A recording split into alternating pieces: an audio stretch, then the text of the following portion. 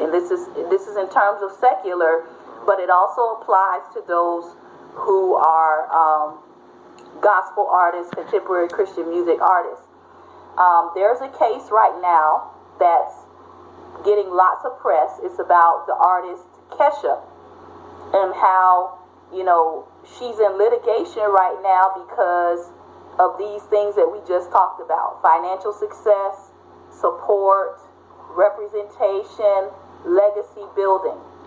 Okay?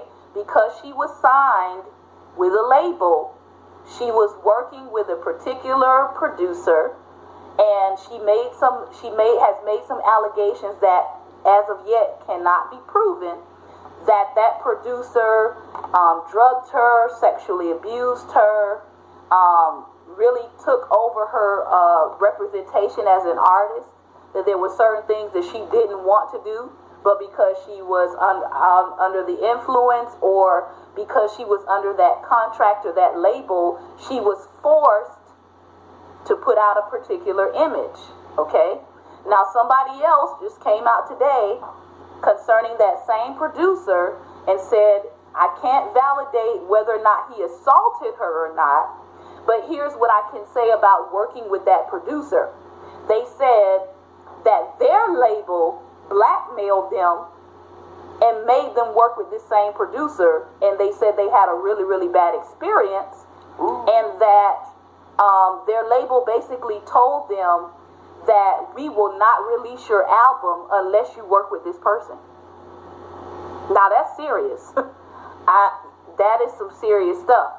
And so, going back to be clear about what you want as an artist, one of the reasons why a lot of artists are becoming and going and staying independent is because you have more artistic control over the product that you put out. Absolutely, yes. And see, and that's a good point what you said, because you got to look at the coin, two sides of this coin. One side is to market a whole lot of what you don't really feel good about,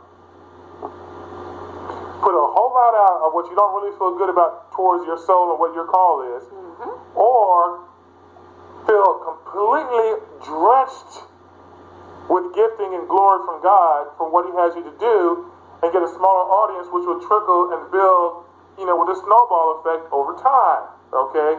Just because someone has a big name doesn't mean they have a big influence upon the call on your life. So everybody running after labels, running after this, running after that. They run, like the Bible says in Timothy, 1 Timothy chapter 6, it says, if you long to be rich or long to just be influential and get out there real quick and real fast and real hard, you will pierce yourself with many sorrows. Okay? One case example I will tell you, Toni Braxton. We remember her? I remember her from college days. I'm dating myself a little bit. But what happened was she was an amazing singer. She had amazing music, and she was very beautiful in appearance, okay? She went bankrupt because she didn't have all the pieces well thought through as people were pushing her through the chain. Because you're not a slave to the label. You are to have the label or who it is to assist you in your call. So therefore, God who the Son sets free is free indeed. And when God gives you a gift, He doesn't give you a gift to make it into a ball and chain bondage. You are not there to be exploited with fruitless authoritarians. And, my thing is, I am not saying that all labels are bad. Exactly. What I'm saying is, number 3, as an artist, you have to be clear about what you want. That's in music. That's if I was a visual artist, I would have to worry about the same thing as a visual artist with signing a contract with a gallery and the people or the agents that are selling my artwork. So it's not just on the music side. As an artist, period, you have to be clear about what you want. You have to make it clear to whoever you choose to represent you. You have to make it clear what you want. And you have to stay on top of what the person representing you is saying. Because you don't want to get into a situation like these 2 young ladies did. Kelly Clarkson, I believe, is the other young lady. where they're now being forced or they're now being blackmailed to stick with something that is not good for them. Exactly. And I'll tell you, I want to tell you a little case example too. There was one big art show that was in the town before we came up here. One town that had a lot of influence in, and I was like, man, I really wanted my artwork to be in that gallery, but it didn't. Okay, so sometimes you have to know how to understand when God closes a door. He closes a door to preserve you from your own heart's deceit. Okay, because yes, we want to be big, we want to be grand, we want to have our stuff popping everywhere. We want to be the name in town, the sign on the wall. But what happened was this one particular art gallery, we went and saw it, the opening. A lot of people I knew that were there, but in this art gallery, there were so many arts depicting homosexual behavior. It was just disgusting. And I couldn't imagine.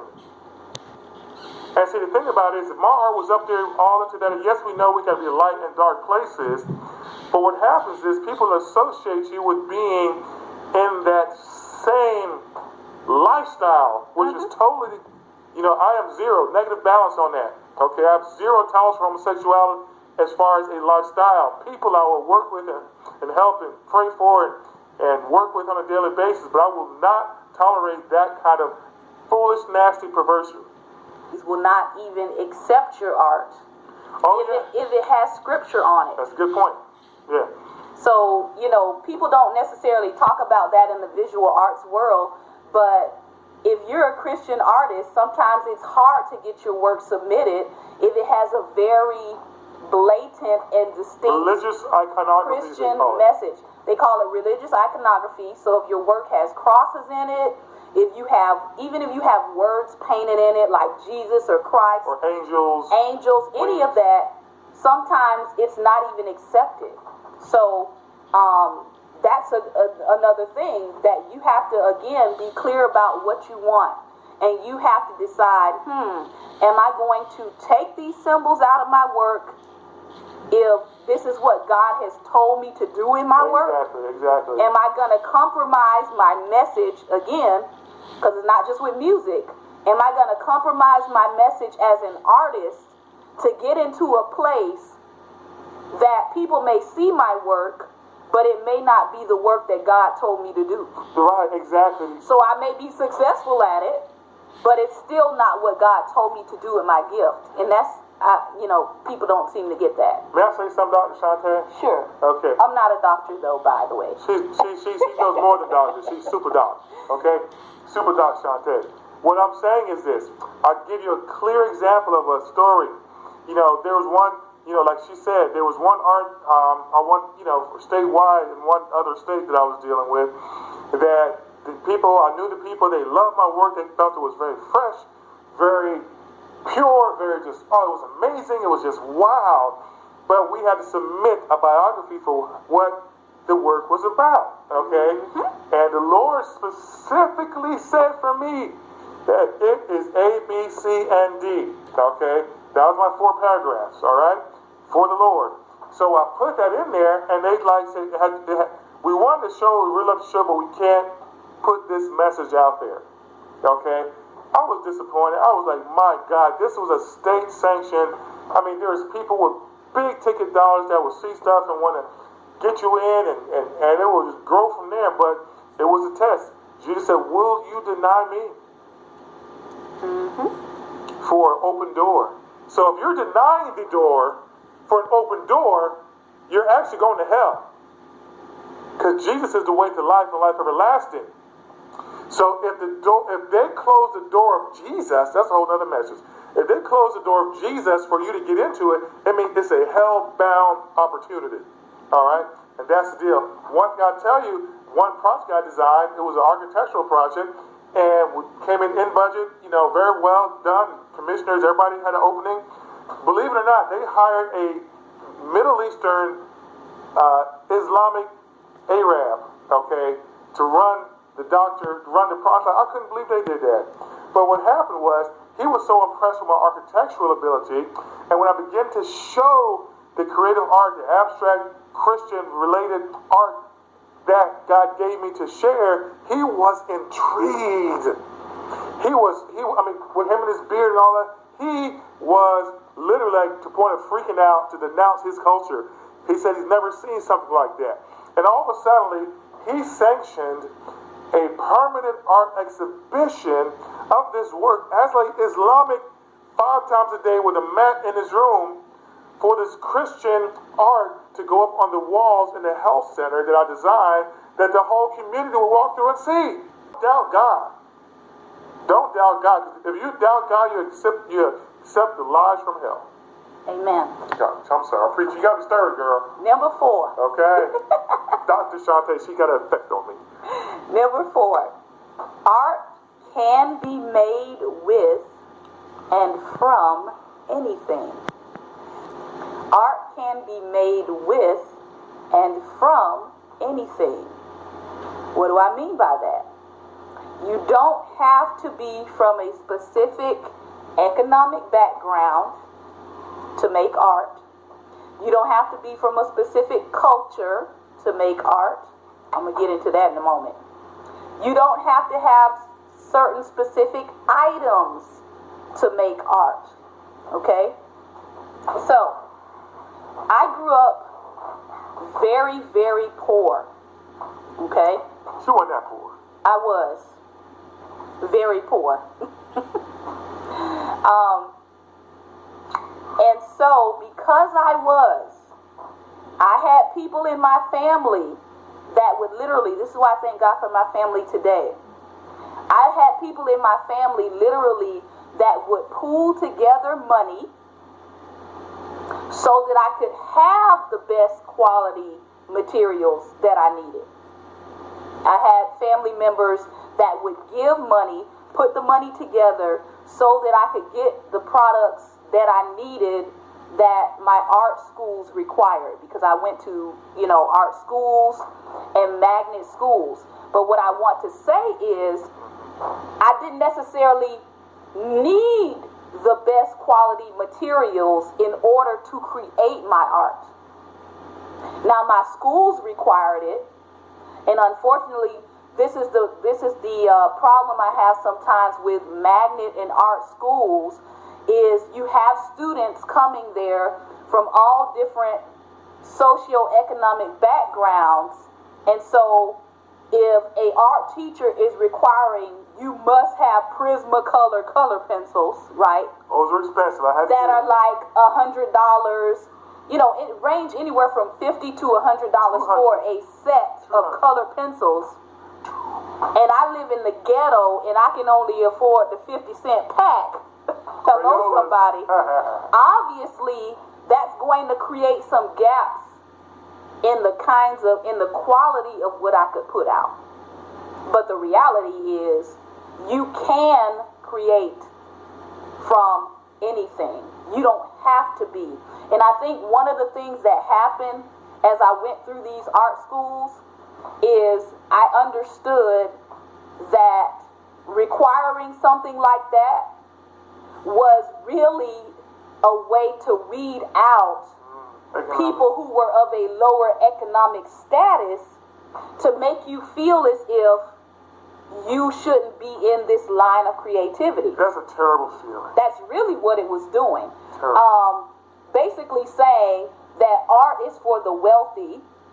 Art is for the person who has the leisure to create.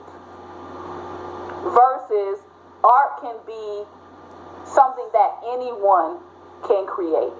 So it really did kind of establish what I like to call almost an elitist mindset with some of the people who I grew up with in the arts, because some of these same people that we went through these art schools together, starting from elementary school all the way up into college, I would see them later in my college years, and some of them looked at me like, how did you get this far?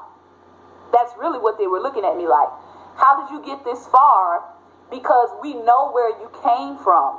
We know your socioeconomic background. So how did you wind up at the same college as me? That wasn't supposed to happen. You get what I'm saying?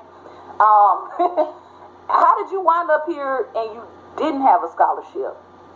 That wasn't supposed to happen. So sometimes art can be used as a way to create a class system, is what I'm saying. But the reality is, and this is where the funny term folk art comes from. They call it folk art because it's really people who have a creative and artistic ability that created art from everyday materials.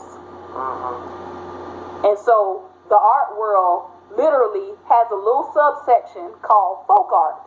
Like, oh, that's nice and that's cute that you created stuff from everyday materials. And bicycle tires. But the reality is, it's still art. Bicycle tires, a piece of wood, toothpicks. Yes. Toothpicks. Lollipop, sticks. All kind of stuff. It's amazing. Yep. The palette of things you can use. Anyway, go back. So that's one of the ways that, like I said, we'll have to go back and do a whole nother session on art and racism and how racism shows up in the art world. That's one of the ways. They can use economic status. They can use policies about what kinds of material can be utilized or that you have to afford in order to be able to do art. But I just want to make it very clear that art can be made with and from anything. You don't have to have a specific material in order to create art. Okay? Some of the most creative things in the world have happened through people using everyday items to create. And that's even with music. People using like spoons and different things like that to create beats and drums and those kinds of things. So again, art can be made with and from anything. You don't have to have specific items in order to create art. Number 5. Because I said I wasn't going to do a whole hour. Number 5. Every time you say that, that's a key word. I'm not going to be long. Get your popcorn. Number 5. You must work at it, improve, and perfect. You must work at it, improve, and perfect. Work at it, improve, perfect. Work at it, improve, perfect. I try as an artist to try to read something every day within my field, within the fields that I'm interested in, whether it's writing, whether it's the visual arts world, whether it's the music world. So every day I try to learn something about what I'm involved in, and then I try to improve on what I already know, because again, as an artist, you're trying to work on perfecting what it is that you do. And as I was listening to the Lord today, I heard him say this. He said, "You are never a fraud if you fail honestly." Wow. You are never a fraud if you fail honestly. A lot of times people get involved in things that are dishonest because they're afraid of being a fraud. Or sometimes you are creating something and you feel like a fraud because it's not maybe at the level that you desire it to be, or your eyes are on somebody else's work and how well they're doing in their field, and it can make you feel like a fraud. But God said today, you are never a fraud if you're failing honestly. If you're honestly making mistakes, if you're honestly learning your process, and you're getting back up again, and you're trying again, and you're developing again, you are never a fraud if you fail honestly. So number 5 is work at it, work at your skill, improve your skill, perfect your skill. Oh, don't let anybody make you feel intimidated. In the art world, I will tell you, beware. Many artists feel like they are God themselves. There is a strong odor, a funk Of ego. of ego and egotarianism in the art world. So people will make you feel like manure when you start out. But what happens is you have to let that roll off your back. Mm-hmm. And plus when if you see some kind of ink work people do, if you see some watercolor, you see some acrylics, I mean, it's like, oh my God, don't let that intimidate you, because what happened is art is from the very simple to the very complex. Mm-hmm. Okay? God put you there to put your piece of the pie in there, not to try to be like somebody else, but to make the expression for what God has for you. So you perfect that, and don't let other people intimidate you. Mm-hmm. Okay? Would you get me my piece of artwork? The art right there. Over the accolade. Not accolade. I love her accolade. It looks so good. So yeah, don't allow anybody to intimidate you. Work on your skill, work on your gift, work on your craft, improve and revise, and don't feel like a failure. Don't feel like a failure. Here's a piece that I did the other day because I kept seeing this, right? This is based on my song from my CD called Restore Me. And it's based on Joel chapter 2, where God says, I will restore unto you the years that the cankerworm and the palmer worm has eaten up. And so part of the words for the song, that's good. Part of the words for the song is revive me, renew me, restore me the years. And I kept seeing this visual in my brain. Now, I will probably do this painting a couple of more times before I actually get to what I really, really saw in my brain. But I didn't let that stop me, right, from getting the initial image out. Okay? Because I can always go back and I can always perfect what I saw. I can recreate it. I can copy this. I can print it. I can scan it. But this is really on, this is on a simple canvas. Thank you. This is on a simple canvas with acrylic.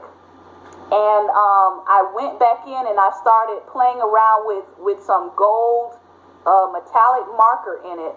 And I may use this later for branding. I may use it as a t-shirt image when I get ready to do some of my evenings of intimacy, when we do a little bit of touring with the music itself.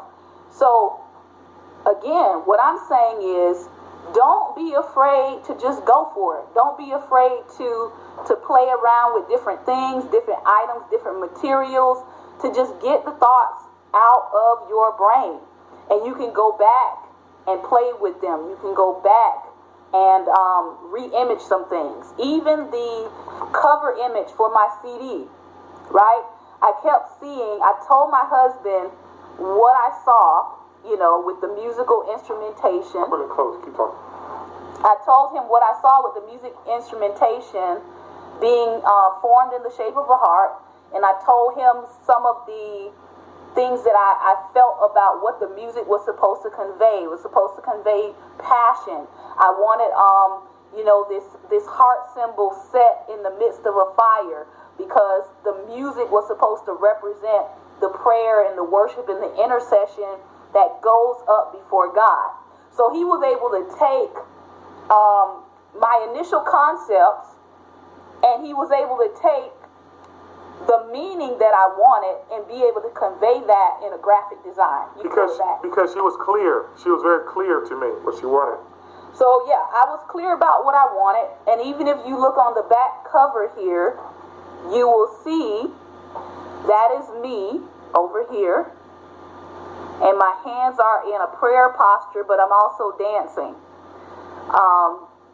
And I'm in the presence of God.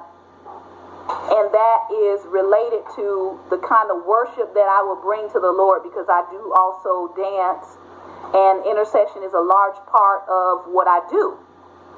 And so worship, intercession, dance, and singing is all being communicated in my imagery. So even as an artist, you want to make sure that what you want communicated actually gets out there. Okay? Which leads me into number 6. Spend more time creating your art rather than thinking about it. Oh, yes. Good. Spend more time creating your art rather than thinking about it. Because there are a lot of people who say, I'm thinking about and I'm gonna, and their life gonna pass them by. Let it flow. And they will have not completed anything. Let it flow. Okay? If you get too heady about it, you won't produce it. Even the people who have done art, they like, man, I was thinking about it too much, and I do it over again. I know one of my good buddies, he's an artist. He's a sculptor, okay? And he does a lot of big sculptures for architectural buildings and stuff. I mean, Paul Tamanium is his name. If you look him up, Paul Tamanium, he does sculptures. His stuff is amazing. He does takes big pieces of scrap aluminum.